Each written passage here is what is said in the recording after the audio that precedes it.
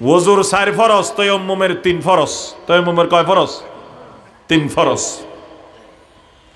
ওযুর 4 ফরজ হলো পুরা মুখ ধৌত করা, দোনো হাত কনুই সহ ধৌত করা, মাথার 4 ভাগের 1 ভাগ মসহ করা, দোনো পা কনুই সহ টাকনু সহ ধৌত করা। তায়াম্মুমের 3 ফরজ। 1 ফরজ হলো নিয়ত করা। তায়াম্মুমের করার সময় মনে মনে নিয়ত করতে হবে। ওযুর মধ্যে আমাদের মাযহাবে নিয়ত করা সুন্নত, নিয়ত করা ফরজ নয়। কেউ নিয়ত না করলেও ওযু হয়ে যাবে আমাদের মাযহাবে। ইমাম শাফি সাহেব রাহমাতুল্লাহ আলাইহি বলেন যে ওযুর মধ্যে নিয়ত করা ফরজ, না হলে ওযু হবে না। আমরা বলি নিয়ত না করলেও ওযু হয়ে যাবে, হয়তো সওয়াব পাবে না। কিন্তু ওযুর মধ্যে 2টা জিনিস, একটা হলো শরীর পাক হওয়া, আর একটা হলো এটা ইবাদত, এর দ্বারা সওয়াব হয়, গুনাহ মাফ হয়। তো নিয়ত না করলেও পাক পবিত্রতা অর্জিত হবে, তবে তার দ্বারা সওয়াব পাওয়া এবং গুনাহ মাফ হওয়ার যে বিষয় আছে সেটা হয়তো কম হতে পারে। তায়াম্মুমের মধ্যে আমরা সবাই বলি নিয়ত করা ফরজ। কেন? তায়াম্মুম শব্দের ভিতরে নিয়তের অর্থ আছে। তায়াম্মুম শব্দের অর্থ হলো নিয়ত করা, কোনো জিনিসের আকাঙ্ক্ষা করা, কোনো জিনিসের ইচ্ছা করা, যেটাকে নিয়ত বলা হয় তাই ওখানে নিয়ত করতে হবে। আরেকটা হলো দোনো হাতকে পাক পবিত্র মাটির উপর, বালুর উপর, ইটের উপর, দেওয়ালের উপর হাত মেরে ধুলাবালি লাগলে এগুলোকে ঝেড়ে পুরা মুখ যে পরিমাণ উজুতে ধৌত করি ওই পরিমাণ মসে করে দেওয়া, হাতকে মালিশ করে দেওয়া। আবার হাত মেরে ধুলাবালি লেগে থাকলে ঝেড়ে দোনো হাতকে কনুই সহ আঙ্গুলের ফাঁক সহ খেলাল করে পুরা হাত মসে করে দেওয়া। এই 3টা হলো তায়াম্মুমের ফরজ। আর যারা হজ উমরায় গেছেন বা প্রবাস জীবনে যারা ছিলেন, আছেন, আসা যাওয়ার সময় আপনারা জানেন, ফ্লাইটের মধ্যে যারা বিমানবালা থাকে ওরা বারবার মাইকে প্রচার করে বলে যে আমাদের টাঙ্কিতে পানি হলো সীমিত, টাঙ্কির মধ্যে সীমিত পানি রাখা হয়েছে, এইগুলো মানুষ ওয়াশরুমে গেলে লাগবে। আপনাদের যাদের ওযুর প্রয়োজন হয় মেহেরবানি করে ওযু না করে আমরা ইট রাখছি ওখানে, পিছনে কয়েকটা ইট রাখে, ইট বলে, ওই ইটগুলো দিয়ে আপনারা তায়াম্মুম করে নামাজ আদায় করে নেন। অনেক সময় তায়াম্মুমের মাসালাও তারা বলে দেয়, উলামায়ে কেরাম থেকে তারা শিখে নিয়েছে।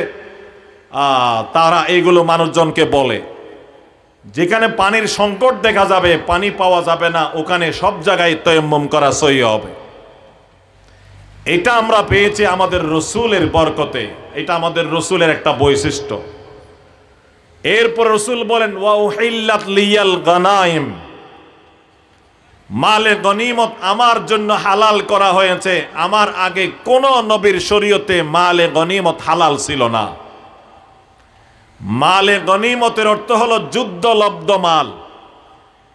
অমুসলিম কাফেরদের সাথে ইসলামী যুদ্ধ হলে ওই যুদ্ধের মধ্যে যে সমস্ত মালামাল মুসলমানদের হাতে আসে, মালে গনিমত, এইগুলো আগের কোন নবীর শরীয়তে মুজাহিদিনের জন্য হালাল ছিল না। ওইগুলো মাঠে রেখে চলে আসবে, জিহাদ আল্লাহর দরবারে কবুল হলে আসমান থেকে আগুন এসে ওইগুলোকে জ্বালাই দেবে, আর যদি কবুল না হয় ওইগুলো ওখানে পড়ে থাকবে। যেমন একই রকম হলো কোরবানিতে, কোরবানির গোশত, জন্তু জানোয়ারের গোশত হালাল আমাদের শরীয়তে, আগের শরীয়তে হালাল ছিল না। আমরা কোরবানির আলোচনার সময় এগুলো করি এবং সবাই জানি। আগের সমস্ত শরীয়তের মধ্যে নবীদের বিধান ছিল, আল্লাহর দেওয়া আইন ছিল যে কেউ কোরবানি করবেন, কোরবানি করে জানোয়ার ওই মাঠের মধ্যে রেখে চলে আসবেন। কোরবানি আল্লাহর দরবারে যদি কবুল হয়, আসমান থেকে একটা আগুন এসে সেটাকে জ্বালিয়ে দেবে, খেয়ে ফেলবে। আর কোরবানি আল্লাহর দরবারে কবুল না হলে ওই জানোয়ার আপন জায়গায় পড়ে থাকবে। কোরবানিতে যে বিধান মালে গনিমতের মধ্যেও ছিল একই বিধান। রসুল বলেন মালে গনিমত আমার জন্য হালাল করা হয়, আগে কারো জন্য হালাল ছিল না। ওয়া উহিল্লাত লিয়াল গনাইম। তারপরে নবীজি বলেন ওয়া উতিতুস শাফাআত, আমাকে শাফাআতে কুবরা দান করা হয়েছে। অন্যান্য নবীগণ স্ব উম্মতের বিশেষ মানুষের জন্য বিশেষ ধরনের শাফাআত এবং সুপারিশ করবেন। আমাদের রাসূলকে আল্লাহ পাক রব্বুল আলামিন শাফাআতে কুবরার অধিকারী বানাইছেন, মালিক বানাইছেন। শাফাআতে কুবরা করবেন, সবচেয়ে বড় সুপারিশ করবেন কিয়ামতের ময়দানে সমস্ত কিয়ামতবাসীদের জন্য। আমাদের নবী সাল্লাল্লাহু আলাইহি ওয়াসাল্লাম নবীজি বলেন এই শাফাআতের হক আমাকে দেওয়া হয়েছে, শাফাআতের হকদার আমাকে বানানো হয়েছে, শাফাআতের হক আমাকে দান করা হয়েছে। কিয়ামতের ময়দানে আল্লাহ পাক রব্বুল আলামিন যখন রাগের হালতে থাকবেন, সমস্ত মানুষগুলো কবর থেকে উলঙ্গ অবস্থায় উঠবে, কারো পরনের মধ্যে কাপড় থাকবে না, সবার চেহারাগুলো থাকবে আসমানের দিকে, মাথা উঁচু অবস্থায় থাকবে, চোখগুলো খোলা অবস্থায় আসমানের দিকে থাকবে, চোখ আর বন্ধ করতে পারবে না, সূর্যের দিকে তাকাই থাকবে। সমস্ত মানুষ উলঙ্গ অবস্থায় কবর থেকে উঠবে এবং এমন ভিড় হবে মানুষের কিয়ামতের ময়দানে, একজনের শরীর আরেকজনের শরীরের সাথে লেগে লেগে থাকবে। দুই পা রাখার পরিমাণ কিয়ামতের ময়দানে কেবলমাত্র জায়গা পাবে মানুষ। এইভাবে কিয়ামতের ময়দানে মানুষকে 500 বছর পর্যন্ত 50,000 বছর পর্যন্ত দাঁড়াই থাকতে হবে, উলঙ্গ অবস্থায় উঠবে। আম্মা জান আয়েশা সিদ্দিকা রাদিয়াল্লাহু তাআলা আনহা রাসূল থেকে এই কথা শোনার পরে বললেন, ইয়া রাসূলুল্লাহ, আমরা মুমিন মুসলমানদের ঈমানের একটি শাখা হলো হায়া শরম, এবং আমরা মহিলাদের মধ্যে তুলনামূলক হায়া শরম আরো বেশি। আপনি যে বললেন কিয়ামতের ময়দানে সব মানুষ নারী পুরুষ উলঙ্গ অবস্থায় কবর থেকে উঠবে, আমাদের তো শরম লাগবে। মানুষের সামনে এইভাবে উঠলে তো আমাদের হায়া শরম লাগবে, মানুষের সবার তো হায়া শরম লাগার কথা। রাসূল করিম সাল্লাল্লাহু আলাইহি ওয়াসাল্লাম বলেন কিয়ামতের ময়দানের ভয়াবহতার কারণে মানুষ যে উলঙ্গ অবস্থায় আছে, নিজে উলঙ্গ অবস্থায় বা আরেকজন উলঙ্গ অবস্থায় আছে, এটার খেয়ালও মানুষের ধ্যানও মনে আসবে না। আল্লাহ পাক রব্বুল আলামিনের গজব এবং রাগের অবস্থা দেখে মানুষের কোনো হোশ থাকবে না। সূর্য মাতার নিকটে চলে আসবে।